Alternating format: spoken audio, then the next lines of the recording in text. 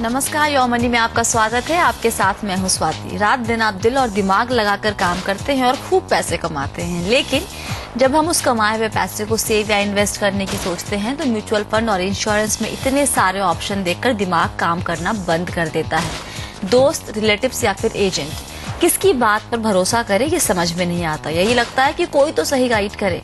बस इसी मोड़ पर आपका साथ देने के लिए आते हैं हम योर मनी लेकर। म्यूचुअल फंड हो या फिर इंश्योरेंस, लोन या फिर क्रेडिट कार्ड, इनसे जुड़े हो कोई भी सवाल देंगे हम जवाब, क्योंकि हमें है आपके पैसों का ख्याल। योर मनी में आज हमारा फोकस है म्यूचुअल फंड पर और आपके सवालों के जवाब देने के लिए हमारे साथ है हमारे खास मेहमान रूंगटा सिक्योरिटीज के CFP हर्षवर्धन रूंगटा। हर्ष, बहुत बहुत स्वागत है शो में आपका। चलिए शुरू करते हैं दर्शकों के सवाल जवाब का सिलसिला। लेते हैं पहला सवाल। मोहाली से नवदीप कहलोन ने हमें ईमेल किया है। नवदीप ने करीब 4 फंड में पैसे निवेश किए हैं और 2009 से वो निवेश कर रहे हैं। इनके बेसिकली 5 सवाल हैं। पहला सवाल ये कि इनका पोर्टफोलियो कैसा है। पोर्टफोलियो में हर्ष इनके पास Birla Sun Life frontline equity fund है, DSP BlackRock top 100, SDFC top 200 और गोल्ड फंड में ये 1000 रुपए डाल रहे हैं। तो बताइए, पहले सवाल यही है कि इनका पोर्टफोलियो कैसा लगता है आपको? जो इनका फंड सिलेक्शन है वो ठीक है।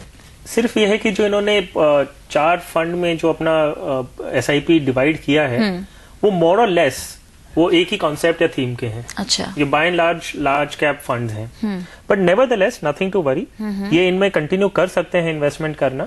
और सिर्फ ये कि अब जब ये नया इन्वेस्टमेंट कुछ करें तो इन्हें थोड़ा अलग कॉन्सेप्ट या थीम से करें तो शायद इनके पोर्टफोलियो में ज्यादा बेटर डाइवर्सिफिकेशन मिले इन्हें। ओके, अगला सवाल इनका यही था कि अगर ये डाइवर्सिफाई करना चाहते हैं अपने पोर्टफोलियो को तो क्या चेंजेस करने की जरूरत है, किस तरह के फंड को इंक्लूड करना चाहिए इसमें? और एग्जिस्टिंग जो इनके SIPs चल रहे हैं, मैं नहीं सजेस्ट करूंगा कि इसमें ये कुछ बंद या कुछ मॉडिफिकेशंस करें।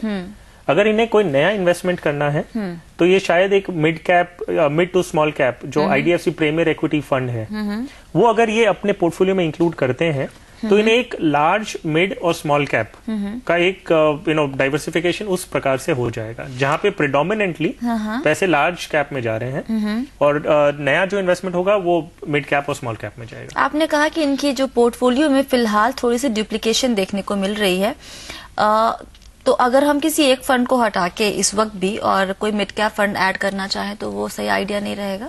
देखिए, 2 चीजें हैं। एक है थीम, जो हम बता रहे हैं कि इनका जो 3 फंड्स हैं आउट ऑफ दीज 4 वो बाय एंड लार्ज एक लार्ज कैप फंड्स हैं। तो थीम वाइज इनके पैसे एक वेल एस्टेब्लिश्ड कंपनीज में जा रहे हैं। अच्छा। सिर्फ अब फर्क यह है कि इन्होंने 3 अलग अलग म्यूचुअल फंड से इन्वेस्ट किया है। तो इसमें एक एडवांटेज, स्लाइड छोटा एडवांटेज है, लेकिन ये है कि ये फंड मैनेजमेंट स्किल्स जो हैं वो 3 अलग फंड मैनेजर्स की स्किल्स को वो यूटिलाइज कर रहे हैं। ओके। तो ऑल्दो आइडियली अगर ये नया पोर्टफोलियो बनाते होते तो हम ये पोर्टफोलियो नहीं बनाते इनके लिए, लेकिन क्योंकि ये ऑलरेडी इन्वेस्ट कर रहे हैं उसमें, अगर ये उनमें से एग्जिट नहीं भी करें तो भी ठीक है। It's not too much of a problem as I would say. All right. इनका अगला सवाल ये था कि अगर इसी फंड में ये कंटिन्यू करते हैं 10 साल के लिए तो और ये 7000 रुपया फिलहाल निवेश कर रहे हैं तो किस तरह का रिटर्न देखने को मिल सकता है और कितना कॉर्पस हो सकता है?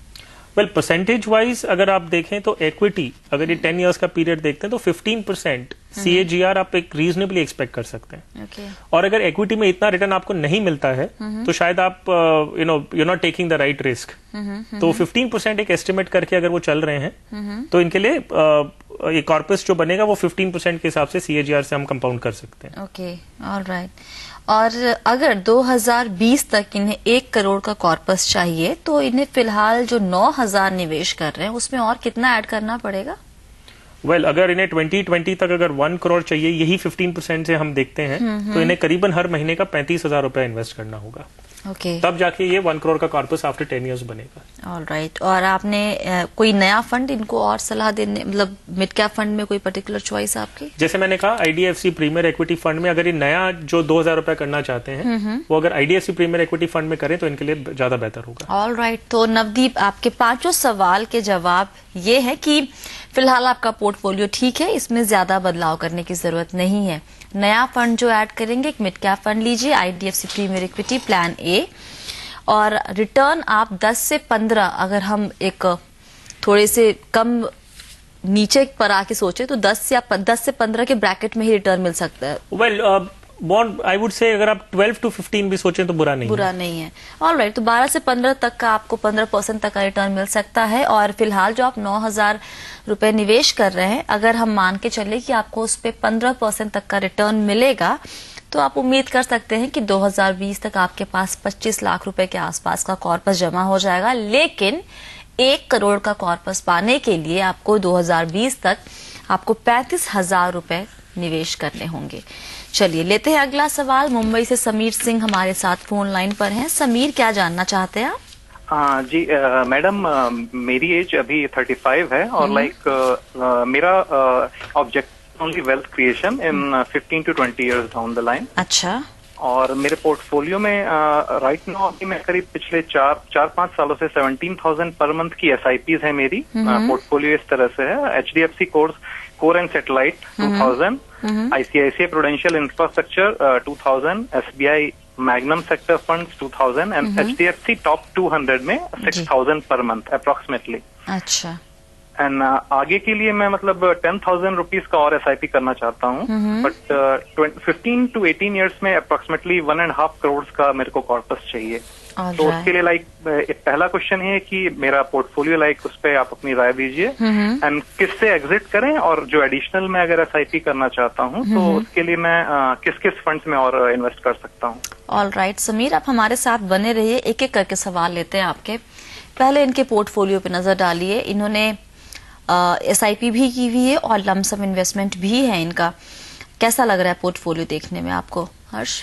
वेल समीर, मैं आपको ये बताऊंगा कि आपने जो 7 जो स्कीम्स में आप SIPs कर रहे हैं, अगर आप इसे एक थोड़ा रेगुलराइज करें, मेरे हिसाब से अगर आप ये 5 SIPs में आप इन्वेस्ट करेंगे विद डिफरेंट थीम्स, तो आपका जो पर्पस ऑफ डाइवर्सिफिकेशन है वो पूरा हो जाएगा। मैंने आपके लिए 4 जो आप आउट ऑफ योर 7 मैंने 4 स्कीम्स आपके लिए शॉर्टलिस्ट की हैं, और मेरा आपसे यही सजेशन होगा कि आप अपना सारा इन्वेस्टमेंट इन 4 स्कीम्स में फोकस रखें। पहले आप अपना HDFC core and satellite fund में आपको टोटल अभी 27,000 हर महीने का करना है। 17 आपका पहले भी जा रहा है और 10 आपको एडिशनल करना है, तो मैं क्लब करके ही आपको ब्रेकअप दे रहा हूं। HDFC core and satellite fund में आप 5,000 रुपया हर महीने का डालिए। SBI Magnum sector umbrella contra fund में आप 5,000 रुपया हर महीने का डालिए। HDFC top 200 and Reliance equity fund, इन दोनों में आप 6,000 रुपया each in both these funds. एक नया फंड आप अपने पोर्टफोलियो में ऐड करिए, वो है फ्रैंकलिन इंडिया इंडेक्स फंड। उसमें आप बाकी का 5,000 रुपया डालिए। जब आप ये 5 फंड सिलेक्ट करते हैं, आपको और छठे या कोई भी और दूसरी थीम में जाने की जरूरत नहीं पड़ेगी, तो आप उसे ये 5 फंड में सिलेक्ट करके डाल दें। ऑलराइट।